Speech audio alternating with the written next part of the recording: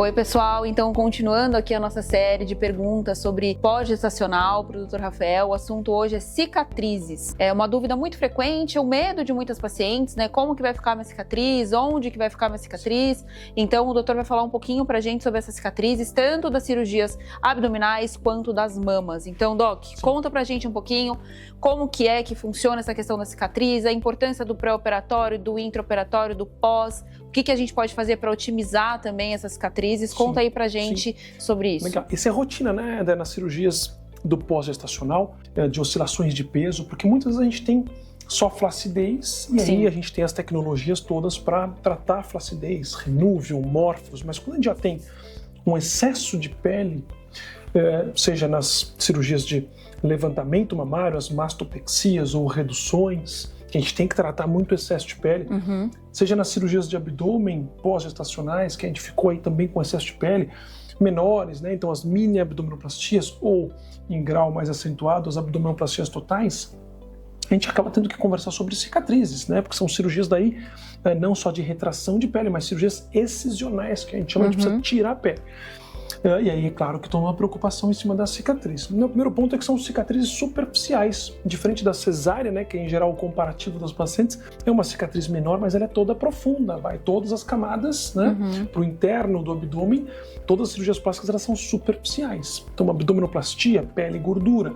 A cirurgia mamária da mesma forma. Então, são cicatrizes, apesar de longas em casos de maiores sobras de pele, são superficiais. Então isso possibilita uma qualidade de cicatrização boa dentro de, claro, todos os cuidados que a gente vai conversar aqui, né? Sim. Então o primeiro ponto eu acho que é um planejamento, um posicionamento bem adequado das cicatrizes. Então a gente gasta tempo no planejamento, na conversa com a paciente, examinando antes, para a gente conseguir, principalmente cirurgias de abdominoplastia mais alongadas, ter uma curvatura bem interessante da cicatriz, ela baixinha no centro, ela com arqueamento leve, para que a paciente consiga cobrir bem no biquíni. Então o posicionamento, o planejamento, ele é fundamental. Mesma coisa cirurgias mamárias, né? Então aquela cicatriz bem posicionada, né, no sulco mamário, na dobrinha, para a gente ter uma boa cobertura ali no biquíni. Claro. Né? O segundo ponto é a parte clínica. Então a paciente inflamada para a cirurgia, que ganhou muito peso recentemente, então que está com os exames laboratoriais bagunçados ali, então ela não vai estar numa situação clínica tão interessante para cicatrização mais adequada. Pode ter inflamação de ponto, uma turbulência ali na cicatrização que vai prejudicar a qualidade. Então, a paciente desinflamada, que a gente chama de cirurgia plástica funcional, então, os pacientes passam com a nossa Nutri, passam todos os exames com a nossa nutróloga para adequar as vitaminas, para se a paciente está num sobrepeso mais importante, porcentagem de gordura visceral muito elevada, a gente sabe que são parâmetros inflamatórios, a gente tratar tudo isso antes para a paciente operar numa condição clínica adequada, não tem dúvida que ela vai ter uma recuperação melhor e uma cicatrização melhor. Claro. E aí o pilar, né, da cirurgia em si, que seria uma qualidade no acabamento, né? Então todos os fios mais modernos, as tecnologias todas de acabamento que a gente possa utilizar, as colas cirúrgicas, então aquele cuidado mesmo técnico e da escolha dos fios adequados, né? Para a gente ter um bom cuidado ali com a cicatrização, a cola cirúrgica ajuda demais também. E depois um pós-operatório, né? Sem forçar, sem estressar ali os tecidos. Então, muitas vezes a gente vai ter cuidados posturais, de repouso, por determinados períodos, dependendo do tipo de cirurgia. E depois todo o cuidado com as pomadas específicas, com as fitas de silicone, eventualmente com lasers, com luz pulsada, a depender da evolução de cada paciente, porque não tem dúvida, né, que vai entrar o fator individual, né? A tendência genética de uma cicatriz mais ou menos delicada, uma cicatriz mais ou menos pigmentada, tem pacientes que têm uma tendência maior à pigmentação. Então, além dos cuidados, né, médico-paciente, então não forçar, não tomar sol, etc., tem, claro, a parte individual de qualidade de cicatrização, até o extremo que seria pacientes que têm tendência à queloide, né?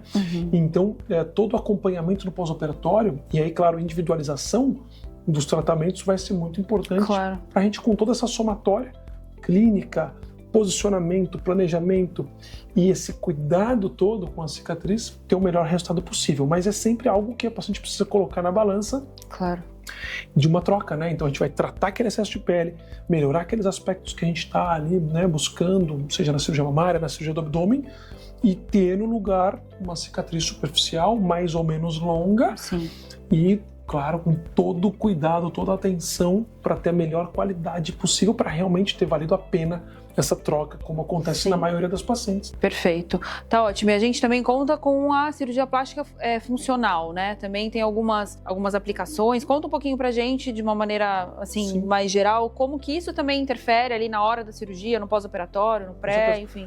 Quer dizer, hoje a gente considera que toda a parte nutricional, toda a parte metabólica, né, clínica, conta demais para a recuperação dos pacientes, para uma boa cicatrização, né? Uma boa construção de colágeno, por exemplo, quando a gente lança a mão de tecnologias como Renuvium para retração de pele, para formação de colágeno. Então a gente quer que os pacientes estejam numa melhor condição clínica possível para a cirurgia. Claro. E aí por isso que a gente tem exames não só pré-operatórios, mas exames todos que avaliam todo o perfil vitamínico dos pacientes, né? Fatores inflamatórios que a gente precisa dosar antes, entender se tem algo que precisa ser tratado, precisa ser compensado previamente. Tá? Por exemplo, um parâmetro que a gente dosa a homocisteína, um parâmetro inflamatório. A nossa nutróloga acompanha, né, adequa quando ele está elevado. A vitamina D, hoje em dia, a gente considera como um hormônio mesmo que está ali, né, realmente com uma intimidade enorme com a qualidade da cicatrização. Quando ela está baixa, a gente faz a reposição.